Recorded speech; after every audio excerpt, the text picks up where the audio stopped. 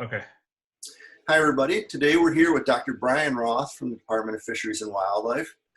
Brian is a fisheries biologist and one of my best fishing buddies, and sometime ask him some stories about all the fishing that we've done together. But today we're going to focus more on the professional side of things. So I'm going to let him introduce himself and tell a little bit about what type of research he does and what his interests are. Yeah, name is Dr. Brian Roth. I was born and raised in Seattle, Washington, and that's where I kind of fell in love with fisheries and wildlife.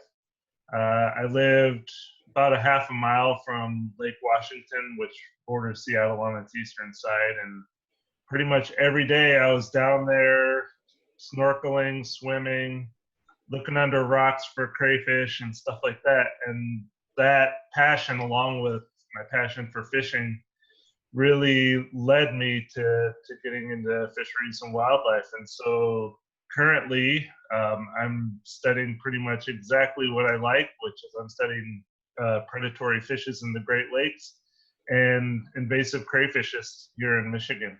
And those are my primary research interests, and I have two projects that are ongoing around those subjects. Right.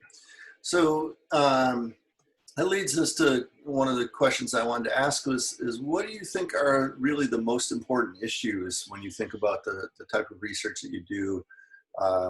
What are the most pressing issues that students should be aware of today? Yeah, so in aquatic systems, the number of threats to our ecosystem health are pretty substantial, and two of those include invasive species or non-native species.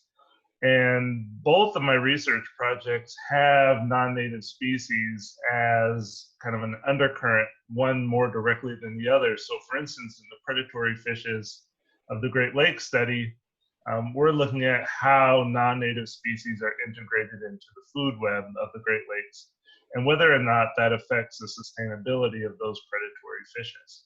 And so that is certainly one aspect that are important. On my other project, the crayfish project, it actually deals with a non-native species called the red swamp crayfish.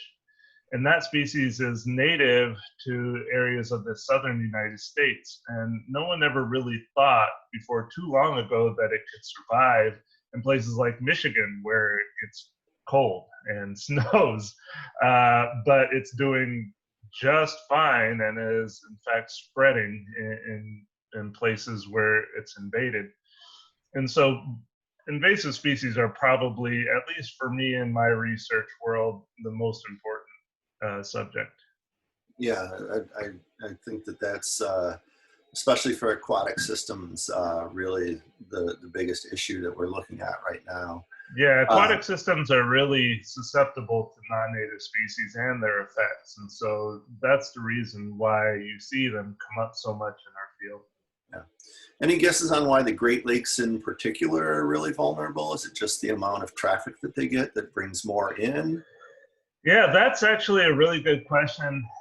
And several investigators have looked at that. And as it turns out, the number one factor in predicting invasions is how many times a species has been introduced. And so that can be either from people, so, well, it's always from people, but people purposefully introducing species. So we have a number of species in the Great Lakes that have been purposefully introduced, but also accidental. So the Great Lakes have a really vibrant shipping industry, and those ships are coming in and out of the Great Lakes daily, and they bring species with them.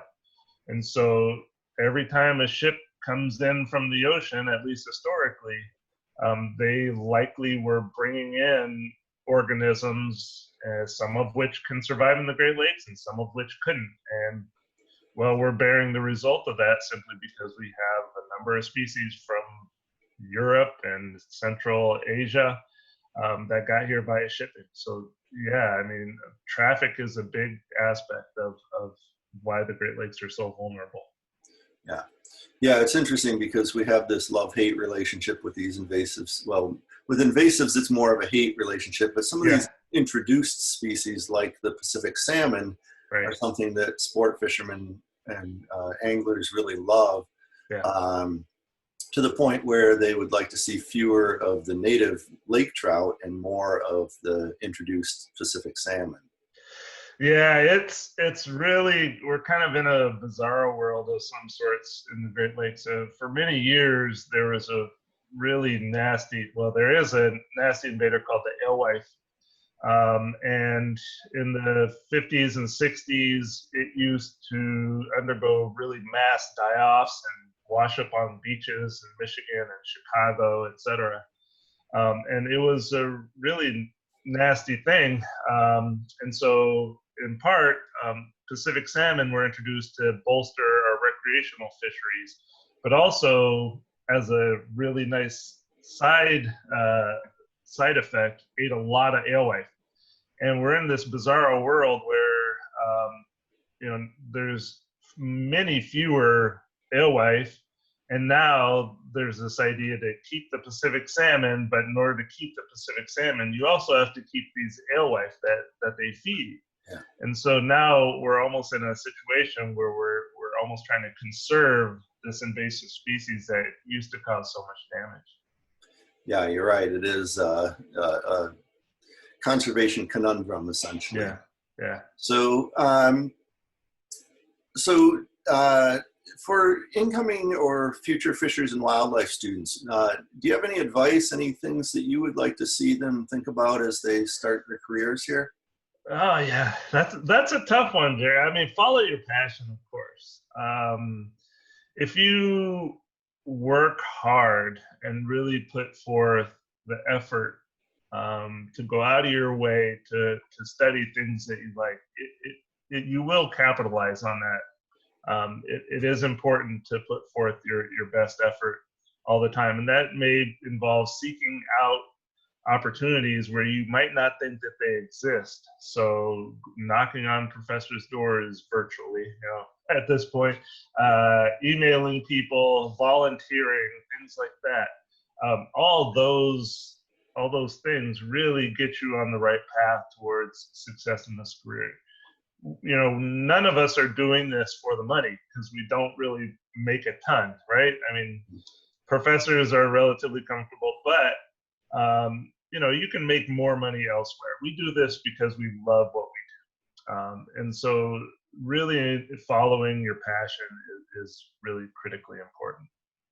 Yeah, and I think that passion is really important because many of our incoming students are anglers or hunters, Mm-hmm. or some like other aspects of nature, hiking, and that gives you an entryway. And like you mentioned with Lake Washington, you're exploring of Lake Washington as a child.